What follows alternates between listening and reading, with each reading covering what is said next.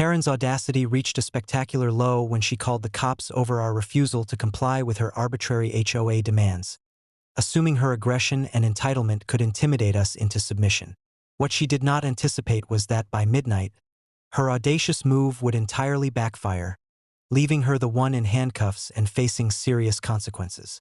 It began on a crisp evening when Karen, fueled by her sense of self-importance and entitlement, called local law enforcement, claiming that we were violating HOA rules and refusing to cooperate. She assumed that the weight of her fabricated authority, combined with the intimidation factor of police involvement, would compel immediate compliance. Karen had never anticipated that audacity alone could not replace law, preparation, and authority. I calmly documented the call, recording her conversation, and immediately notified my legal counsel and security system. Every prior interaction with Karen and her HOA operatives had prepared me for this exact scenario. Her audacious attempt to manipulate law enforcement would be countered with precision and strategy. When the officers arrived, Karen was already agitated, pointing at us and insisting on immediate compliance.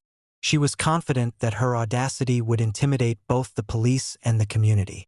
Instead, she was met with calm professionalism and careful observation, as I presented documentation proving her HOA had no jurisdiction over our property. Karen's boldness faltered as officers reviewed the property deeds, local statutes, and previous incident reports. Every attempt she had made to assert control was systematically dismantled by clear, indisputable evidence. Her audacious claims, previously intimidating, now became the basis for immediate accountability. Frustrated but determined, Karen tried to escalate, shouting and gesturing aggressively. She attempted to redirect the officer's attention, claiming harassment and property violations on our part. But the audacity she relied upon to dominate the scene was powerless against documented evidence and careful observation. Every claim she made was contradicted by recorded footage and legal documentation. By late evening, the officers concluded their investigation.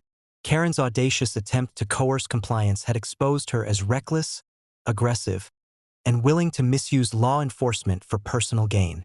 She was placed under arrest for filing false reports, harassment, and intimidation.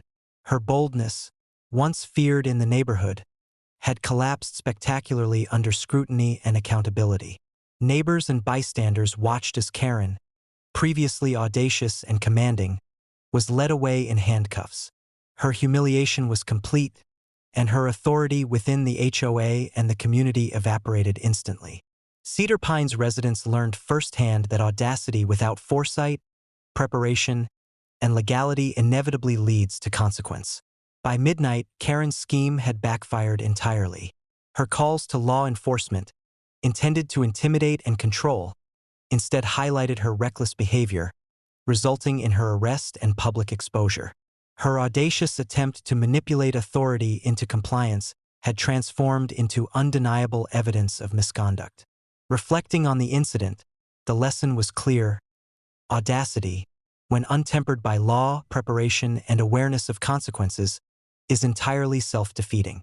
Karen's entitlement and aggressive boldness, which she had previously used to intimidate neighbors, now ensured her own accountability and humiliation.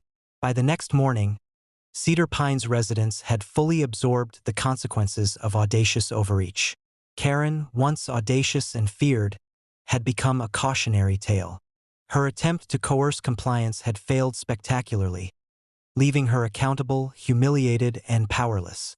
Karen's audacious call to the cops, meant to intimidate and assert authority, had instead exposed her reckless behavior, reinforced legal accountability, and demonstrated that boldness without preparation and legality is always defeated.